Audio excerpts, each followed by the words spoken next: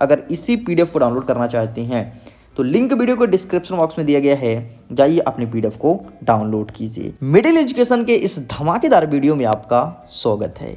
लीजिए स्टूडेंट्स, अब आपके सामने कक्षा 10वीं हिंदी के उन सभी वस्तुनिष्ठ मतलब ओटी एग्जेक्टिव टाइप क्वेश्चंस को लेकर के आ चुका हूं जो आपके एग्जाम में देखने को मिलेगा।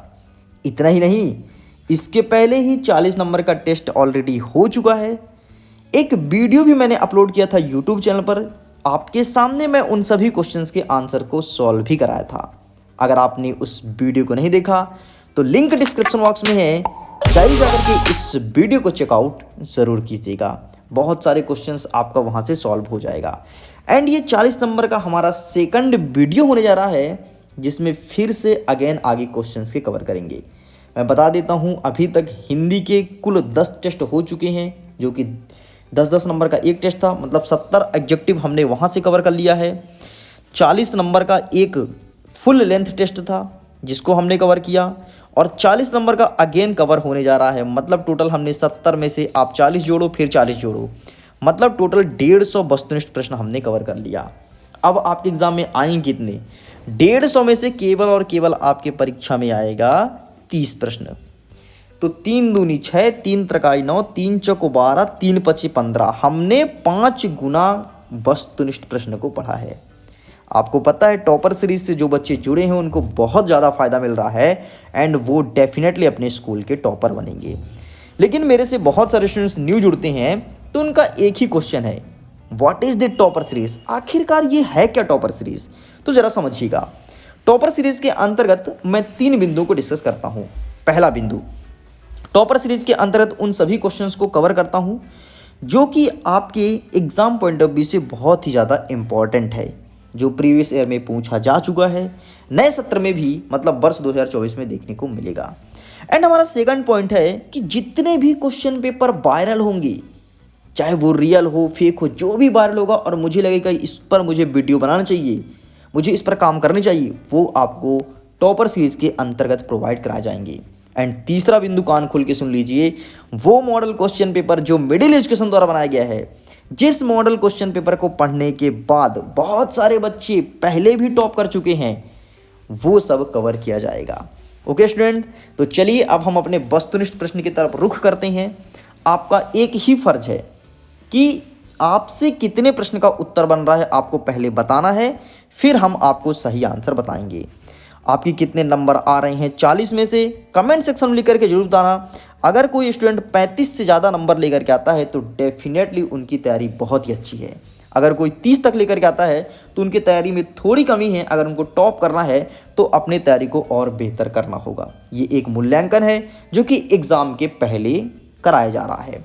इसे हम एक नाम देंगे, निदात्मक मूल्यांकन, जो कि ऐसे होता है जो परीक्षा के पहले कराया जाता है। ओके, तो आप लोग की कितनी तैयारी है, स्कूल के शिक्षक कितनी तैयारी करवाए हैं, ये सब मैटर नहीं करता है। मैटर करता है कि अगर तुम मिडिल एजुकेशन के रेगुलर स्टूडेंट थे तो तुमसे सारे क्वेश्चंस बनने चाहिए। हमारा पहला नंबर कहता है कि सही विकल्प चुन करके लिखो। इसमें पहला नंबर, हिंदी पद्य साहित्य का दूसरा काल कौन सा है? देखो क्लियरली समझो एक बात को। आंसर तो मुझे लगता है बहुत सारे स्टूडेंट्स को पता ही होगा, लेकिन जिसको नहीं पता ध्यान सुनो। हिंदी पद्य साहित्य को 4 कालक्रम में बांटा गया है। पहला आता है आदिकाल, दूसरा आता है भक्ति काल, तीसरा आता है रीतिकाल, और चौथा आता है आधुनिक काल।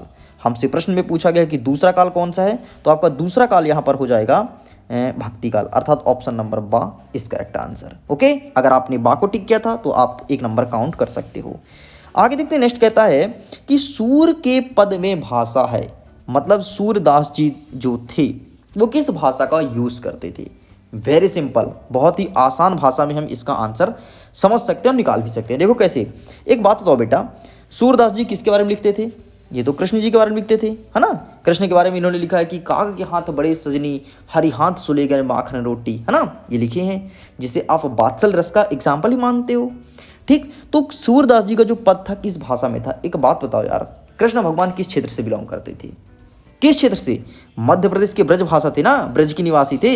तो यार जब ब्रज के निवासी थे तो वो क्या खड़ी बोली बोलेंगे, क्या बघेली बोलेंगे, क्या मैथिली बोलेंगे? नहीं ना, ब्रज भाषा यूज करेंगे। एंड इसका सही आंसर ऑप्शन नंबर आ इस करेक्ट आंसर।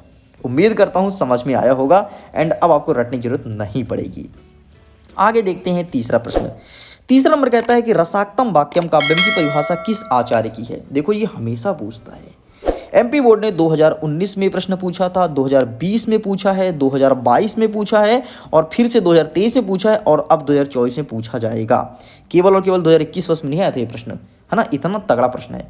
तो रसाक्तम वाक्यम काव्यम का मतलब होता है रसयुक्त वाक्य ही काव्य है। और इस डेफिनेशन को देने वाले क्या आचार्य जगन्नाथ हैं, क्या रामचंद्र शुक्ल हैं, या फिर आचार्य विश्वनाथ, या फिर आचार्य मम्मट। तो इसका सही आंसर आपको लगाना है ऑप्शन नंबर सा, आचार्य विश्वनाथ। अगर आपने ये आंसर दिया है तो आप 1 नंबर अपना काउंट कर सकते हैं। आगे बढ़ते हैं चौथा नंबर। हमारा चौथा नंबर कहता है कि जुगुप्सा किस रस का स्थायी भाव है। बहुत ही प्यारा प्रश्न पूछा गया है। आमतौर पर ऐसा पूछता है कि भयानक रस का स्थायी भाव क्या होगा, श्रृंगार का स्थायी भाव क्या होगा, लेकिन इस प्रश्न को ही पलट दिया और लिख दिया जुगुप्सा किस रस का स्थायी भाव है। मतलब आपके सामने स्थायी भाव दिया है, रस पहचानना है। बहुत ही तगड़ा प्रश्न पूछा है, घुमा के पूछा है, कठिन स्तर का प्रश्न माना जाता है ऐसे प्रश्न को। तो जुगुप्सा होगा भाई विभत्स का, सबको पता होगा, लेकिन नहीं पता था तो आपको पता होना चाहिए। विभत्स को होता है जुगुप्सा। अच्छा, रौद्र का क्या होता है? रौद्र का होता है क्रोध, भयानक का भय और वीर का उत्साह। अगर आपने विभत्सा को टिक किया था तो 1 नंबर आप काउंट कर सकते हैं। आगे बढ़ते हैं। नेक्स्ट कहता है 5वां नंबर। कैप्टन नाम था, कैप्टन किसका नाम था? पानी वाले का, सैनिक का, हवलदार का, या ऑप्शन नंबर सा चश्मा वाले का। मैं उम्मीद करता हूँ सारे आंसर सही होंगे। ऑप्शन नंबर सा चश्मा वाला इस करेक्ट आंसर। उन्हीं का नाम कैप्टन था और वही नेता सुभाष चंद्र बोस की मूर्ति पर चश्मा पहनाया करते थे। ठीक है, फटाफट सारे क्वेश्चंस को अटेम्प्ट करो। नेक्स्ट देखते हैं 6वां नंबर। नेताजी का चश्मा पाठ की विधा है। कौन सी विधा है? एकांकी है, निबंध है, कहानी है, या फिर संस्मरण है। आपको पता है एकांकी मतलब होता क्या है, निबंध मतलब क्या होता है, कहानी मतलब क्या होता है, फिर संस्मरण मतलब, जरा सुनिएगा। बाकी इसका आंसर बहुत सारे बच्चों को आ गया होगा, मैं उम्मीद करता हूँ। बस ऐसे ही प्रिपरेशन करते रहिए। देखो, एकांकी का मतलब होता है अगर तुम कोई पाठ पढ़ रहे हो, किसी एक व्यक्ति के बारे में लिखा गया है, समझो वो एकांकी है। निबंध की बात करूँ तो जब किसी पाठ को तुम पढ़ रहे हो और किसी पाठ को विस्तृत रूप से वर्णन किया गया उसे कहते हैं निबंध। लेकिन कहानी किसे कहते हैं? जब तुमको ऐसा लगे यार रोचक है, कहीं कहीं हास्य आता है, कहीं श्रृंगार का वर्णन होता है ना, या फिर कहीं हमारा दिल भी पिघलता है, मतलब श्रृंगार के संयोग का वर्णन होता है, तो यहाँ पर आप कहानी कहोगे। और संस्मरण का मतलब क्या होता है, इसका आंसर आपको स्वयं कमेंट सेक्शन में लिख करके देना है। मैं भी तो देखूं आपकी तैयारी कैसी चल रही है। देखो यार, टॉप करने के लिए हमें ऐसे नहीं, हमें प्रश्न उत्तर रटना नहीं पड़ेगा, बल्कि समझना पड़ेगा। और ये वीडियो उन्हीं बच्चों को पसंद आएगा जो बाकी टॉप करना चाहते हैं। ठीक है, तो इसका सही आंसर आप क्या लगाएंगे बेटा? इसका सही आंसर हो जाएगा आपका कहानी। ये एक कहानी है। Got it? चलिए आगे बढ़ते हैं। 7वां नंबर। तुलसीदास जी की रचना है, इनमें से रचना पहचानना है कौन सी रचना तुलसीदास की है। चाहे रामचरितमानस हो, प्रेम पच्चीसी हो, रामचंद्रिका, या फिर रस विलास। तो इसका सही आंसर हो जाएगा ऑप्शन नंबर आ, रामचरितमानस। रामचरितमानस एक महाकाव्य है, इस चीज़ को ध्यान रखना। प्रश्न सीधे तौर पर पूछता है कि रामचरितमानस महाकाव्य खंड काव्य है, तो ये एक महाकाव्य है जो कि सबसे प्रसिद्ध कृति है महाकाव्य में से। अच्छा, इसके रचनाकार कौन है? तुलसीदास जी हैं। किसके बारे में लिखा गया है? तो भगवान श्री राम, उनके भाई लक्ष्मण और उनकी पत्नी सीता के बारे में वर्णन किया गया है। आगे बढ़ते हैं 8वां नंबर। 8वां नंबर कहता है नेताजी की मूर्ति पर चश्मा कौन लगाता था। हमारे ऑप्शंस कहते हैं कैप्टन चश्मा वाला, पान वाला, हलदार वाला, या फिर चौराहे के व्यापारी। तो बच्चों को पता है कैप्टन चश्मा वाला लगाता था एंड यही आपके एग्जाम में पूछा जाएगा इस बार। ठीक है, आगे बढ़ते हैं 9वां नंबर। 9वां नंबर कहता है उद्धव ने गोपियों को किसका संदेश दिया था, है ना। उद्धव जो था गोपी को किसका संदेश दिया था? ऑप्शन नंबर आ, प्रेम का, योग का, कर्म का, या भक्ति का। तो इसका सही आंसर लगाना है ऑप्शन नंबर बा, योग का। अगर आपने बा को टिक किया था आप 1 नंबर अपना काउंट कर सकते हैं। आगे बढ़ते हैं। 10वां नंबर कहता है कि सांप के डर से घबराकर भोलानाथ कहाँ जा छिपे थे। एंड हमारे ऑप्शंस ये रहे आपके सामने। पिता की गोद में। एक बात बताओ, पिता की गोद में क्या इन्होंने छिपा था? बोलोगे जी नहीं। घर के कोने में? जी नहीं। बाबा की रजाई में? नहीं। माँ के आंचल में? बिल्कुल सत्य है भाई, बाबा की रजाई में कौन छिपता है। ठीक है, मतलब ऑप्शन बनाने वाले क्या गजब के ऑप्शंस बनाए हैं। एंड बाबा की रजाई इसका गलत उत्तर है, माँ का आंचल इसका करेक्ट आंसर। अगर आपने यही आंसर दिया था तो फाइनली तुम्हारा सही है। हमारा 11वां नंबर कहता है कि रीतिकाल काव्य की प्रमुख विशेषताएं हैं। ऑप्शंस कहता है श्रृंगार वर्णन, भक्ति भावना, युद्धों का वर्णन, या फिर शोषण का विरोध। तो इसका सही आंसर होगा ऑप्शन नंबर आ, श्रृंगार वर्णन। अगर आपने इसको टिक किया तो फाइनली आप 1 नंबर अपना काउंट कर सकते हैं। नेक्स्ट कहता है 12वां नंबर। बाल गोविंद भगत गाते समय क्या बजाते थे। हमारे ऑप्शंस कहते हैं सारंगी, ढोलक, खजड़ी, या फिर ढपला। तो इसका सही आंसर होगा ऑप्शन नंबर सा, खजड़ी इज करेक्ट आंसर। जब भी वो गाना गाते थे तो हमेशा खजड़ी को बजाया करते थे। और आपको पता है जब इनकी बेटी की मृत्यु हो गई थी तो वहाँ पर वो बैठ लिए थे उसके सिर के पास फूल और तुलसी वगैरह डाल करके, और वो गाना भी गाते थे। उनका ऐसा मानना था कि अगर हमारे बेटे की मृत्यु हो गई है और हम गाना गाएंगे तो उसके आत्मा को शांति मिलेगी, उसके आत्मा का परमात्मा से मिलन होगा। ठीक, नेक्स्ट कहता है जिन वाक्यों में दो कर्म होते हैं वो कौन सी क्रिया कहलाती है? तो उसे कहते हैं सकर्मक, अकर्मक, या फिर नेक्स्ट कहता है संयुक्त या फिर दुकर्मक। तो इसका सही आंसर लगाना है ऑप्शन नंबर 10, दुकर्मक क्रिया इस करेक्ट आंसर। अगर आपने यही टिक किया था 1 नंबर और काउंट कर सकते हैं। नेक्स्ट कहता है हिंदी का सर्वाधिक लोकप्रिय महाकाव्य कौन सा है? मैंने ऊपर ही डिस्कस किया था कि हिंदी का सर्वाधिक लोकप्रिय महाकाव्य रामचरितमानस है, जिसको लिखने वाले तुलसीदास जी हैं। वैसे कामयानी भी एक महाकाव्य है, लेकिन ये प्रसिद्ध नहीं है जितना रामचरितमानस प्रसिद्ध है। अगर आप हिंदू धर्म के हैं तो डेफिनेटली आपके घर में रामचरितमानस जरूर होगा। ओके, आगे बढ़ते। नेक्स्ट कहता है काव्य की शोभा बढ़ाने वाले तत्व को क्या कहते हैं? तो इसको कहते हैं अलंकार, अर्थात ऑप्शन नंबर 10 इस करेक्ट आंसर। क्या आपका सही है ये? अगर सही है तो 1 नंबर काउंट कर सकते हैं। नेक्स्ट कहता है चौपाई में कितनी मात्राएं होती हैं? हमारे ऑप्शंस कहते हैं 14, 20, 16 या फिर 24। तो इसका सही आंसर लगाना है ऑप्शन नंबर 16 इस करेक्ट आंसर। ओके, यही आपका सही उत्तर हो जाएगा। आगे बढ़ते हैं। नेक्स्ट कहता है कि करुण रस का स्थायी भाव क्या है? हमारे ऑप्शंस कहते हैं निर्वेद, रति, रौद्र या फिर शोक। तो करुण का हो जाएगा शोक। अगर आपने ये टिक किया था तो फाइनली आपका सही है। निर्वेद किसका है? तो शांत का निर्वेद है। रति किसका है? तो श्रृंगार का रति है। और रौद्र किसका है? तो रौद्र क्रोध, ठीक, क्रोध। ठीक है, ये भी कंप्लीट होता है। नेक्स्ट कहता है हमारा 18वां नंबर कि शब्द गुण कितने प्रकार के होते हैं? आपको पता है शब्द गुण 3 प्रकार के होते हैं। ठीक, कौन कौन से?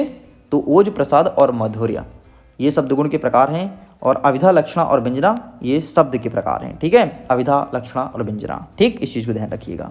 चलिए, तो ये भी कंप्लीट होता है। ऑप्शन नंबर 22 का सही उत्तर हो जाएगा। शब्द शक्ति और शब्द गुण दोनों 3 प्रकार के होते हैं। अविधा, लक्षणा, व्यंजना ये भी 3 प्रकार का, और ओज, माधुर्य और प्रसाद ये भी 3 प्रकार का होता है। नेक्स्ट कहता है एक ही शब्द की एक से अधिक द्वारा आवृत्ति हो वह कौन सा अलंकार कहलाता है? बहुत ही प्यारा प्रश्न पूछा गया है कि एक ही शब्द की बार बार आवृत्ति हो वह कौन सा अलंकार कहलाएगा? तो इसका सही आंसर होगा ऑप्शन नंबर 12, पुनरुक्त प्रकाश अलंकार।